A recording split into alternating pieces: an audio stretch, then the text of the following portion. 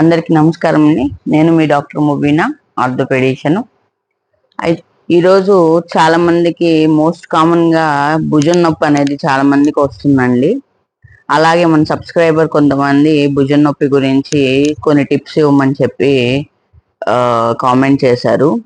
దానికోసం ఈరోజు భుజం నొప్పి గురించి క్లియర్ గా చెప్దాం అనుకుంటున్నాను. ఫస్ట్ ఏంటంటే అండి, భుజం అనేది చాలా కాంప్లెక్స్ జాయింట్ అన్నమాట.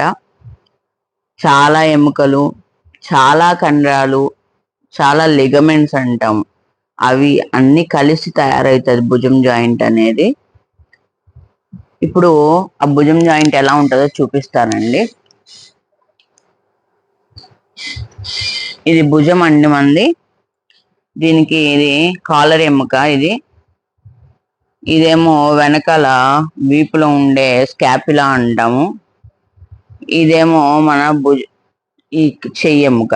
ఇవన్నీ కలిపి భుజం అనేది తయారవుతుందండి.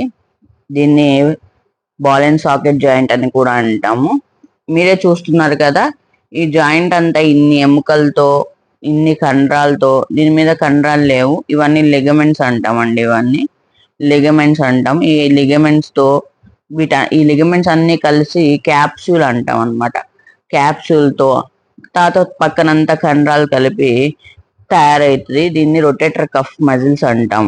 అంటే ఈ జాయింట్ కి కావాల్సినంత స్టెబిలిటీ అంతా ఆ జాయింట్ కి ఇదంతా మెయింటైన్ చేస్తుంది అనమాట ఈ భుజం అనేది. అయితే దీంట్లో చాలా కారణాలు ఉంటాయండి భుజం నొప్పికి. ఆర్థరైటిస్ అంటే అరుగుదల వల్ల వచ్చే కారణాలు, లేదా కండరాలతో కానీ లేదా లిగమెంట్స్ తో కానీ ఇబ్బంది అవ్వటం వల్ల వచ్చే ఇబ్బందులు అనేవి చాలా ఉంటాయి. వీటిని ఆర్థరైటిస్, నాన్ ఆర్థరైటిస్ కాజెస్ అని అంటాము. ఆర్థరైటిస్ అంటే అరుగుదల వల్ల వస్తాయి, నాన్ ఆర్థరైటిస్ అంటే అరుగుదల కాకుండా వేరే కారణాలతో వచ్చేవి ఉంటాయి. దీనిలో ఏజ్ బట్టి కూడా భుజం నొప్పి అనేది డివైడ్ చేసుకోవచ్చు అండి. దానిలో యంగ్ ఏజ్ లో కూడా భుజం నొప్పి వస్తుంది. అది ఎవరికి వస్తుంది అంటే స్పోర్ట్స్ ఆడే వాళ్ళల్లో, తర్వాత లిగమెంట్ ఇంజురీస్ పడటం వల్ల కానీ దేని వల్ల కానీ, లిగమెంట్స్ ఉన్నాయి కదా అవి దెబ్బలు తగలటం వల్ల కానీ, అవి చినగటం వల్ల కానీ వచ్చేది. తర్వాత భుజం జాయింట్ అనేది పక్కకు తొలుగుతూ ఉంటది కొంతమందిలో, హార్డ్ వర్కింగ్ వాళ్ళల్లో అలాగా వాళ్ళల్లో. తర్వాత జాయింట్ స్టెబిలిటీ అంటే కండరాలు గనక వీక్ గా ఉండటం వల్ల, స్టెబిలిటీ లేకపోవటం వల్ల, అలాగే మన కండరాలు ఉన్నాయి టెండినైటిస్ అంటాము. ఇన్ఫ్లమేషన్ అంటే ఇన్ఫెక్షన్ రావటం వల్ల టెండినైటిస్ అంట. ఆ టెండన్స్ అన్ని పాడవటం వల్ల వస్తుంది యంగ్ లో అయితే.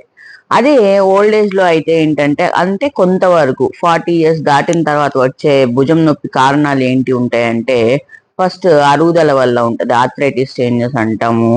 రెండోది రొటేటర్ కఫ్ టేర్ అంటాం. అంటే ఇక్కడ ఉన్న కండరాలు వాడకం వల్ల, ఎక్కువ వాడకం వల్ల కానీ, పాత నొప్పుల కింద కానీ, అంటే పాతగా దెబ్బలు తగిలి అలానే ఉంచుకోవటం వల్ల కానీ అవి టేర్స్ ఉంటాయి అన్నమాట. రొటేటర్ కఫ్ టేర్స్ అంటాం. వాటి వల్ల కానీ, లేదా ఎడ్హెసివ్ క్యాప్సులైటిస్ అంటాము. అంటే ఇప్పుడు నేను చెప్పాను కదండి, జాయింట్ పక్కనంతా కండరాలన్నీ కలిసి ఒక క్యాప్సూల్ లాగా ఫామ్ అవుతుందని.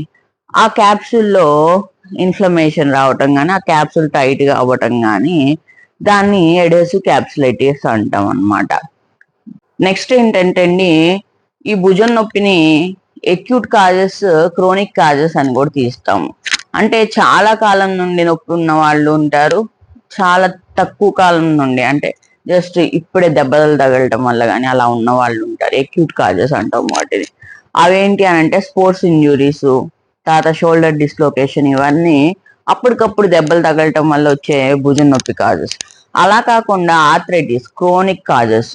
ఆర్థరైటిస్ అంటే అరుగుదల, ఇవన్నీ ఎక్కువ కాలం నుండి వస్తాయి అన్నమాట. దానిలో ఒక కారణము చాలా కామన్ గా ఈ రోజుల్లో 40 years అబోవ్ వాళ్ళకి చూస్తున్నాము. దాని పేరే periarthritis shoulder or frozen shoulder or adhesive capsulitis అంటాం. దాన్ని గురించి ఈరోజు మీకు క్లియర్ గా డిస్కస్ చేద్దాం అనుకో.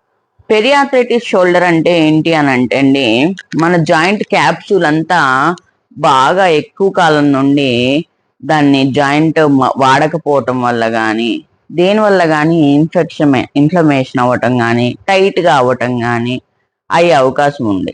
దాన్నే జాయింట్ క్యాప్సూల్ అనేది క్యాప్సులైటిస్ అంటాం అనమాట. దాన్నే ఫ్రోజన్ షోల్డర్ అంటాము. దాన్నే అడ్హెసివ్ క్యాప్సులైటిస్ అని కూడా అంటాం. ఇది ఈ మధ్య చాలా కామన్ గా చూస్తున్నామండి. దీనిలో అసలు ఇది ఎవరిలో ఉంటది అంటే 40 సంవత్సరాల కన్నా ఎక్కువ దాటిన వాళ్ళల్లో, అలాగే ఆడవాళ్ళల్లో ఫీమేల్స్ లో ఎక్కువ ఉంటది. తర్వాత ఈ క్యాప్సూల్ అనేది వాడకం అంటే భుజం అనేది ఎక్కువ వాడకుండా కదిలించకుండా అలానే ఉండటం వల్ల ఉంటది. ఈ అన్ని కారణాల వల్ల వస్తది. మోస్ట్ కామన్ గా ఇది డయాబెటిస్ అంటే షుగర్ ఉన్న వాళ్ళలో 5% మంది 5% ఎక్కువ పర్సెంటేజ్ మంది షుగర్ ఉన్న వాళ్ళకి ఈ పెరియాథ్రైటిస్ షోల్డర్ అనేది చాలా ఎక్కువగా ఉంటదండి. అలాగే హైపర్ థైరాయిడిజం ఉన్న వాళ్ళలో కూడా ఈ భుజం నొప్పి ఈ పెరియాథ్రైటిస్ షోల్డర్ వల్ల ఎక్కువ ఉండే అవకాశం ఉంటది. దీన్ని 3 స్టేజ్లుగా డివైడ్ చేస్తారండి. ఏంటి అనంటే first stage, second stage, third స్టేజ్‌లో ఫస్ట్ స్టేజ్ ఏమంటామంటే ఫ్రీజింగ్ స్టేజ్ అంటాం అన్నమాట. ఇది 2-3 నెలల వరకు ఉంటది. ఆ 2-3 నెలల వరకు ఎలా ఉంటదంటే సన్నటి నొప్పి ఉంటది. ఆ భుజం మీద పడుకోగలరు గానీ నొప్పి ఎక్కువ ఉంటదన్నమాట.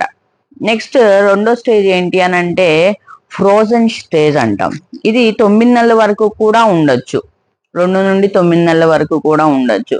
అది ఆ 9 నెలల్లో ఎలా ఉంటదంటే దాని మీద పడుకోవటం కొంచెం కష్టంగా ఉండొచ్చు. లేదా ఫ్రీగా మూవ్‌మెంట్స్ అనేవి తగ్గే అవకాశం ఉంటది.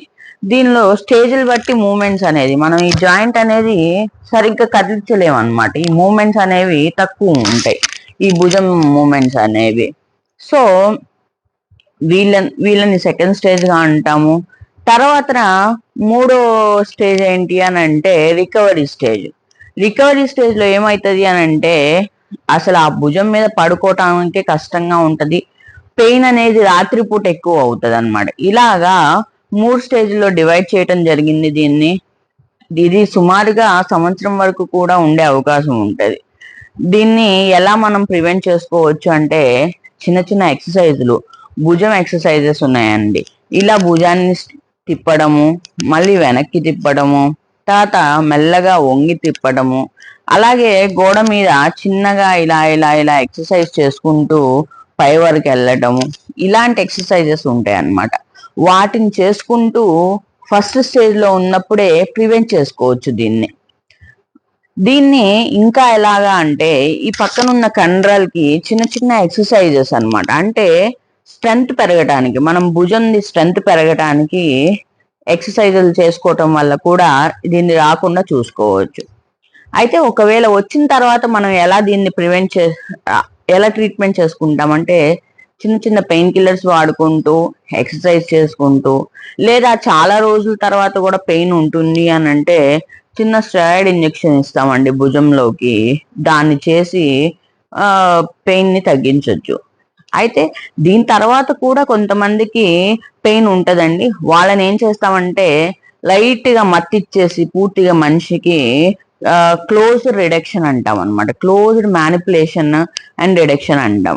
అంటే మత్తిచ్చేసి పూర్తిగా మనిషిని బాగా ఫోర్స్ఫుల్ గా జాయింట్ ని కదిలిచ్చేసి వాళ్ళకి పెయిన్ తెలియకుండా మత్తిస్తాం కాబట్టి చాలా ఫోర్స్ గా పెయిన్ తెలియకుండా ఇచ్చేసి మత్తిచ్చేసి పూర్తిగా మూమెంట్స్ చేస్తాం.